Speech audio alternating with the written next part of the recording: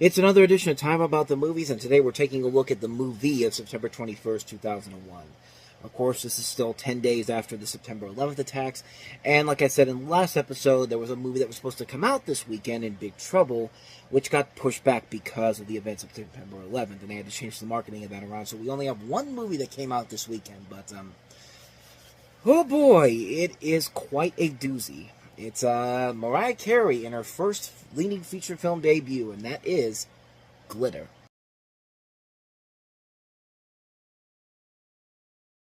So in Glitter, Mariah Carey plays Billy Frank, an aspiring singer who, along with her friends Louise and Roxanne, is a club dancer.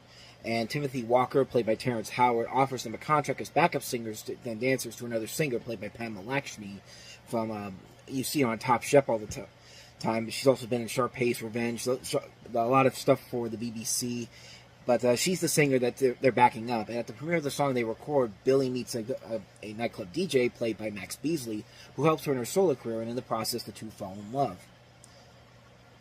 Now really, the craziest thing about this movie is that it's a bad movie, but it isn't a horrible movie. It's not really, like, the story is very much generic. It's actually the second movie we've gotten in the September of 2001 where you have a storyline that focuses on a kind of a jazz singer type of storyline here.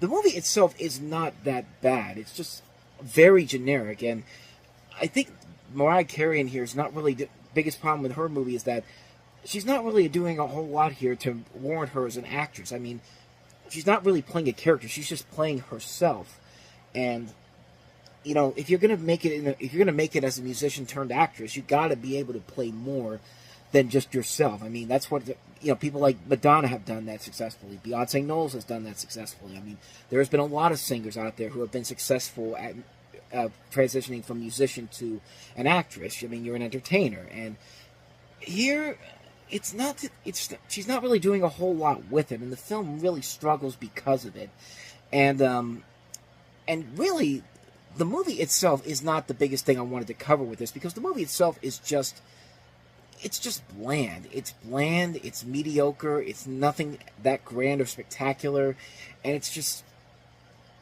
not that it's just not an interesting movie in any way, shape, or form. It's mostly a mess of a film that really doesn't do anything new or different that makes it stand out on its own, but that's not really the big thing I wanted to cover with this. What I want to cover is the controversy going on behind the scenes. I should say controversies because obviously this is just opening up days after September 11th, and yeah, a movie like this is not going to do well a couple days after September 11th. In fact, there's literally a picture on Wikipedia's page where you see the Twin Towers burning on September 11th with a glitter poster in the background, and it's just like, good lord, man. Like, but even with that,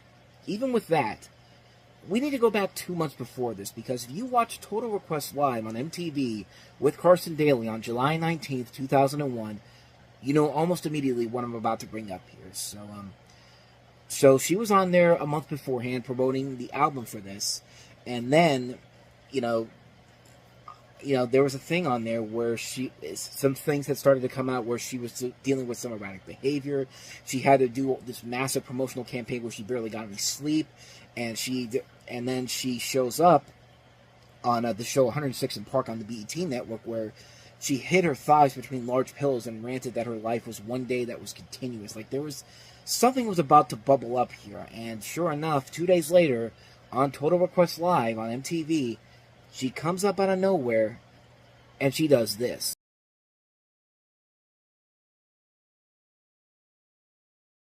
I mean, that's a full-blown meltdown right there. That's the textbook definition of a meltdown, where you're just doing stuff to get attention and you have no idea what you're doing. And strangely enough, nobody really noticed anything too serious at first. She still did stuff after this. Like, she did a record signing in Long Island. She went on Howard Stern. But it didn't take until, like, she started rambling on different subjects in general here, and, like, talking this. There was one point where she had all these erratic voice messages posted onto her website, and that was like almost a week later. That's when they finally said, okay, you need to be checked into a hospital because you are having an emotional breakdown. And sure enough, because of that, they had to postpone the movie because it was supposed to come out in August, late August, on Labor Day weekend, but then they pushed it back because of what had happened with Mariah Carey. And sure enough, I mean, once she got out of there, she got back to work, started promoting the movie again, and then September 11th happens, and to the point where, you know, she's talked about it since then, talking about that she believed the film's failure at the box office was largely due to the soundtrack being released on September 11th, the same day as, of course, the terrorist attacks. And she went on to say that the movie was released on September 11, 2001. Could there be a worse day for the movie to come out? I don't even know that many people even saw the movie, which, okay, you can use that as kind of an excuse, but if you're just going to sit there and pretend like the thing that happened to you 2 months ago, where you're literally having an emotional and mental breakdown in several places, is not a contributing factor to this, it's just like, clearly something was going on with her, and it really... It's unfortunate because, you know, Mariah Carey, I still think of her as one of the great singers that we have. I mean, she's right up there with people like, you know, Michael Jackson, Whitney Houston. I'll even say guys like people like Sam Smith, modern guys like Sam Smith, The Weeknd, you know, a lot of great singers out there. And she's definitely very high up as one of the great singers of all time. And, you know, this was just at a point in time where she was having so much success. I mean, she started a career back in early 1990, and it got to this point 11 years later where she finally just had this moment where, like, everything was just, like, too much for her, and she broke down and basically had to start from scratch again. And shortly after that, I mean, she took some time off, and then after that, her career kind of bounced back again, and now she's the Mariah Carey that we know her as today. She's one of the great singers. She still makes she still makes a ton of great songs now and then, and she's been in some movies too, which she's literally playing herself, and it's not in like this movie right here where it's supposed to be her storyline. It's like in cameos where she's literally playing herself. She was in You Don't Mess with the Zohan. She was in what was another movie she was in I'm thinking of? She's been in a couple of Lee Daniels movies, really good Lee Daniels movies. Precious. She was in The Butler. I mean, she was the mayor in the Lego Batman movie. People forget that she was in that movie, and she was actually pretty funny in there, even though it's basically just a small little cameo there. And she even did another movie that came out after this a year later called Wise Girls, which also had Mira Sorvino in it. Mira Sorvino and Melora Walters. And I've never seen that movie, so I can't really say if it's any good or not. But she has proven that she at least can show that she could be a good actress if you put her in something where, you know, she's actually given something to do and has a good script to work off of. With this, it was really hard to make this work, mostly because of the fact that, this is a film that is clearly trying to be the new jazz singer for a new generation. We already had a movie that was trying to do that with Rockstar, and that failed miserably. And with this, I don't think it's a bad movie. I just think it's a major missed opportunity on a number of different levels. It doesn't do anything new or unique that makes it stand out compared to other movies like this that have done it so much better. And it's not that the movie is bad. It's just there's nothing there. There's nothing about it that makes it stand out. It's just another one of these movies that we've seen done to death so many times.